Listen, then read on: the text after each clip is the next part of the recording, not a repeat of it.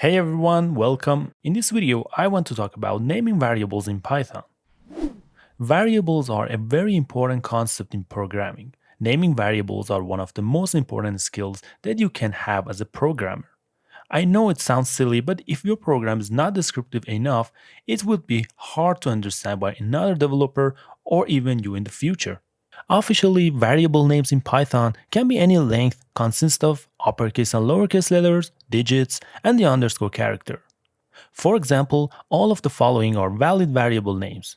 The best way to name your variable is to make them very descriptive, to say what your intention is. A good programmer is somebody that is able to name things really well. So, if a new developer comes in and looks at your code, it's easily understood. But there are some rules that you should know. When we create a variable, we are pretty much free to name whatever we want as long as we stick to some rules. Rule number 1, a variable cannot start with a number. For example, this variable is not gonna work for you. As you see, the program gives you a syntax error. Syntax error usually indicate that there are something wrong with the syntax of the program.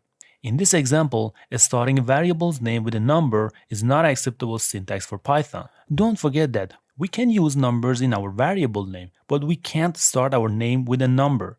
So, if you put the number 1 at the end or in the middle, the program does not give any syntax error. Rule number 2. A variable name can only contain alphanumeric characters and underscores. Look at another example.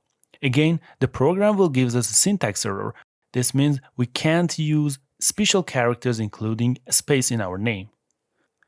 The next rule is we can't use reserved words. These are words that if we use them, we must use them to mean the thing that Python expects them to mean. Another way to put that is we can't use them elsewhere. We can't use a variable named while. We can't make a variable named print, because if Python sees print, it means something very specific to Python. Rule number 4, variable names are case sensitive, which means they're sensitive to uppercase and lowercase letters. For example, if we have two variables, age with a small a and age with capital A, if we print those variables, you see that Python has two values for them. And the first age does not override the second age because they're not the same. For this reason, you can't call a variable name age with capitals because you haven't defined it yet. One of the most important aspects of writing clean code is naming conventions. You should always use meaningful and intention revealing names. It's always better to use long and descriptive names than short names with comments. Also, there are 3 things that you shouldn't do. Avoid single letter names, avoid acronyms and abbreviations, avoid meaningless names. Alright, let me explain more. Look at this example. We want to define a variable name yearly profit rate. I've written 3 bad choices. The first one is single letter, the second one is abbreviation, and the last one is a meaningless name. Remember, those variables are not wrong. You can print them without any problem. But imagine you've defined these 3 variables and closed the program to continue later. Are you sure that you are able to recall these variables later? Why do you want to risk it? Why won't you use a better name? For example, one of these. Actually, the first 2 names are according to a special methods. Let's talk about different methods of naming. These methods are not rules, but help you to write more elegant codes. The first method is a snake case. A snake case refers to the style of writing in which each space is replaced by an underscore character, and the first letter in each word written in lowercase. It's a commonly used naming convention in computing. Here are 3 simple examples of code in the snake casing naming convention. In here, I've defined 3 different types of variable. Company underscore name is a string, industry underscore fields is a dictionary, number of employees is an integer. I used 3 different examples to see that you could use this naming style for any variable.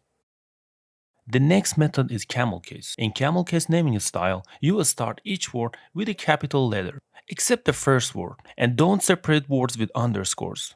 Let's look at our previous example, but this time with camel case style. Alright, as I said in this method, we don't use underscores. So let's delete them and capitalize the first letters of the second word onwards. This style of writing is camel case. The third method is Pascal case. Pascal case is a programming naming convention where the first letter of each compound word in a variable is capitalized. Let's get back to our example. The difference between camel case and Pascal case is, in Pascal case, we capitalize the first letter. So far, you've learned the rules and methods of naming. In this part, I'm going to tell you a few best practices that you might see in advanced codes. The first one is constants should be represented by all capital letters. Imagine you work on a project as a team and you write a code with a variable that must not be changed by other developers. For example, let's create a constant such as the value of pi. Let's say for now it's 3.14. When we write it with all capitals, that's going to tell the other programmers, hey, that is a constant. This number is not meant to change. I mean, we could change it if we want. There you go, I just made pi equal to 0. If I print pi, we see that it has been overrode and resigned. We can change that, but a good convention is that if you see this, that means this number or this value should never be changed. The next one is using two underscores at the beginning of a variable is not genuinely a good practice. In Python, we use double underscores before the name that will not be directly accessible or visible outside. This section requires more background, which we will explore more in future videos. Letters I, J, and K should be reserved for counting and index values. In mathematics, the letters I, J, and K are usually used for counting, so it's better for you to use these letters for counting in your codes as well. For instance, in this code, using I, J, or K for temporary variables is more common than D or any other letter. Just as there are things you should do, there are things that you shouldn't do. These are conventions you will want to avoid when writing Python code. Lowercase letter L, uppercase letter O, uppercase letter I. We avoid those names because in some fonts, they are indistinguishable from the number 1 and 0, which makes it difficult for the user to understand what's going on. This code has not anything wrong, but using O for temporary variables would be a little confusing and someone might confuse it with 0. Understanding and adopting these best practices is a great way to polish your coding skills. Writing more elegant code will not only impress your current colleagues, but it will also help you build better coding habits that may catch the attention of future employers. If you're interested in Python tutorials, you can see other videos on my channel. Thank you for watching this video.